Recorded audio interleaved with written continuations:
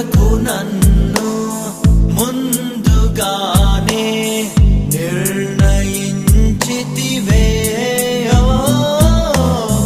నీవు నన్ను పిలిచి నీ నీతినిచ్చి మహిమ పరచితివే. నేనేమయ్యుంటినో అందుకు కాదయ్యా, నా క్రియలను బట్టి అసలే కాదయ్యా.